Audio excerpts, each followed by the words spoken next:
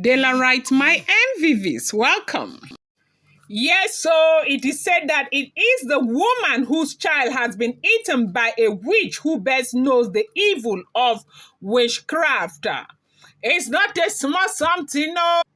They said the Lord Naomi has been in tears, praising God with Ooni of Ife as a woman who was sent from Badagri to attack her spiritually, stormed her church in Akure to give her life to Christ. Hey, the story, it will never have an end. This one, it is called Tele. I don't know, something Mundo. I don't know, Royal Mundo. This is what it is called because I've never seen. By the time you start saying this, the next one is coming. Let me not waste your time.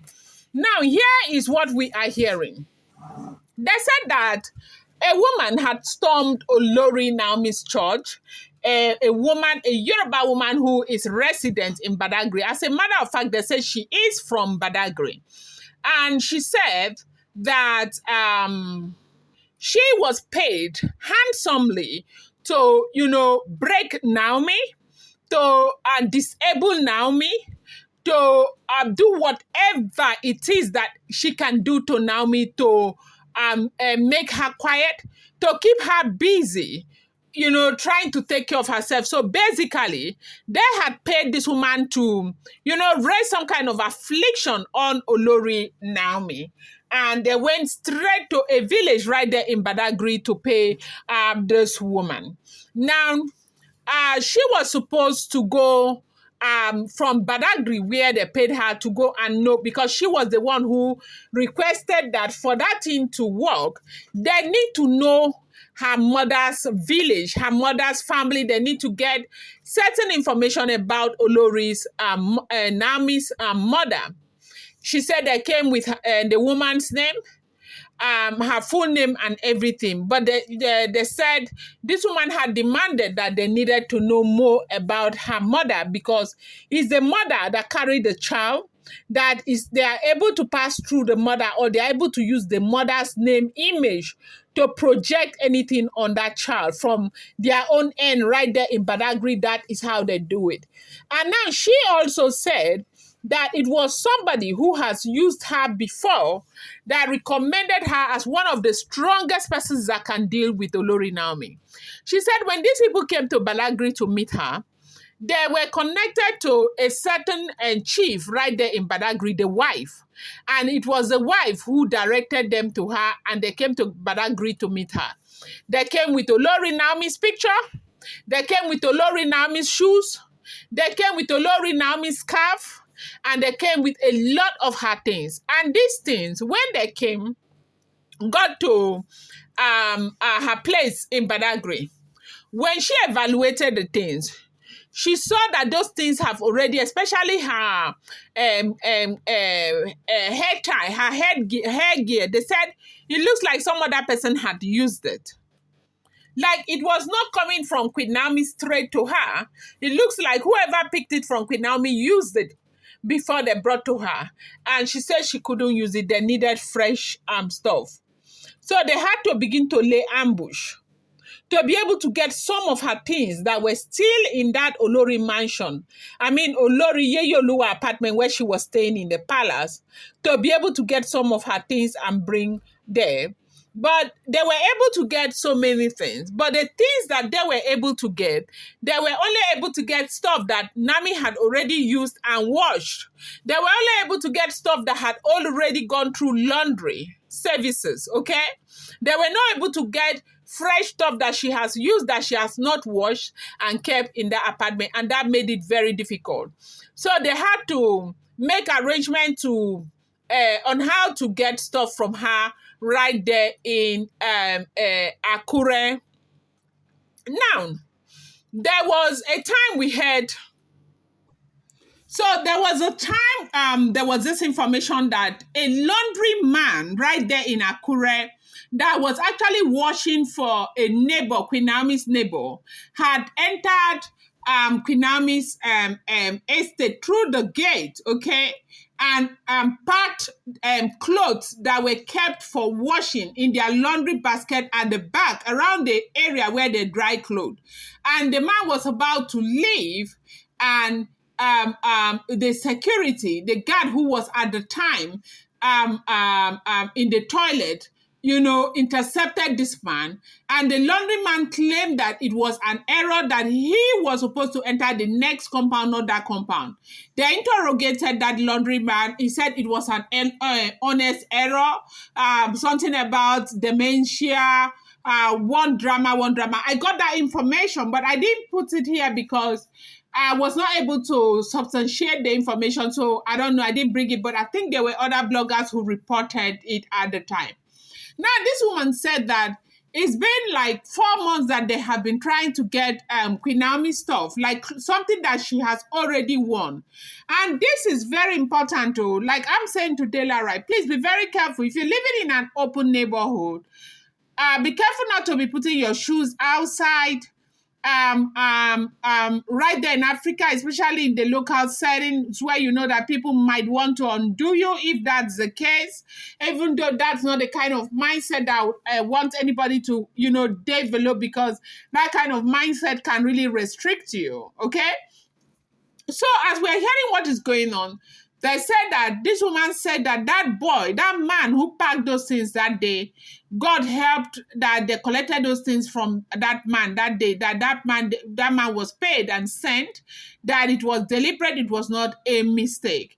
But unfortunately, the man did not succeed. And it looks that after that time, Olori Naomi, right there in Akure, they started putting dirty laundry in the basket outside. They said, in her backyard in Akure, she has something that looks like a farmhouse that is for, chillaxing, okay?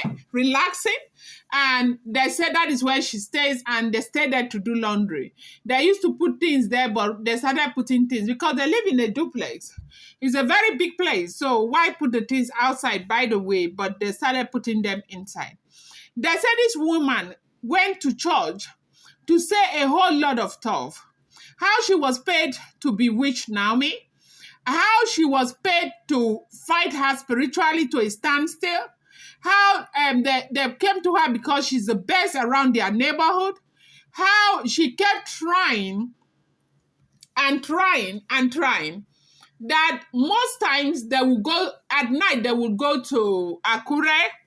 When they know that Naomi is in Akure, they will try to enter her apartment at night. That there is always a wall or something shielding Olori Naomi, shielding the entire family, that you're not able to gain access. Now, when they saw that the forces were too many in Akure, they decided that the royal mansion would be the easiest place. She said the royal mansion, when they get to the royal mansion, there's always water demarcating them from Olori Naomi. Like when they get to the royal mansion at night, that they used to see a very big water, such that they will not be able, they will be needing boat or something to cross. But the turbulence in that water is so much that each time they bring a boat to try and cross to where Queen Naomi is, it's either the boat is leaving them or they want to sink. And so they are not able to cross. That this is exactly what has been going on between her and Olori Naomi, her theme. So when they tried in the royal mansion, it was very impossible for them to cross and meet Olori Naomi. Then they found out that there was a day they were called that Naomi was going to sleep in the palace of the Ooni of Ife. That they now converged at the palace to wait for Olori Naomi. Olori Naomi did not come. Then the day that they knew that Naomi was in the palace and she was not leaving, that they carried themselves to the palace, trying to enter the palace. But for the first time, they said they have always entered the palace to do a lot of things inside the palace. But for the first time ever, because Naomi was there, that he said the same kind of water very clean water. Like the water is so clean that used to shield Naomi in the royal mansion, that water was already there in the palace, shielding Naomi. Say there was nothing they didn't try to do, or there's nothing they have not been trying to do to Naomi, that they are never able to go anywhere close to that woman.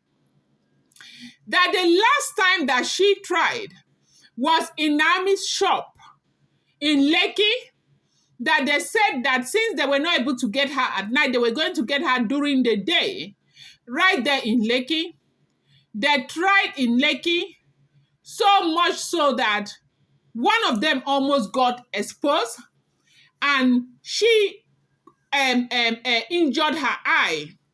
And that was the day she knew that this woman is something extraordinary, and she knew that she needed to give her life to Christ.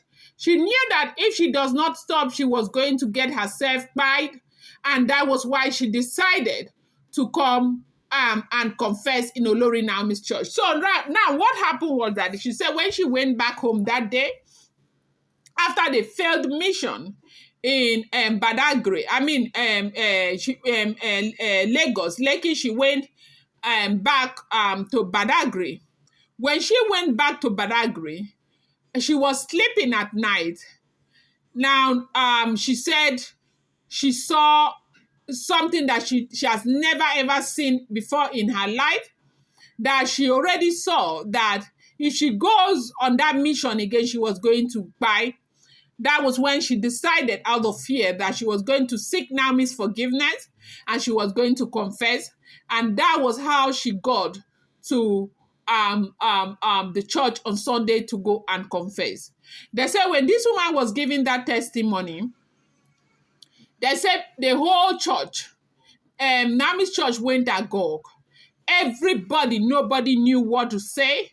That Naomi was just crying and praising and crying and praising the entire time. This is what has been going on. Do not forget, these are all alleged, rumored, and speculated information making the rounds on social media. I'm going to bring you more updates. I appreciate you so much. Thank you.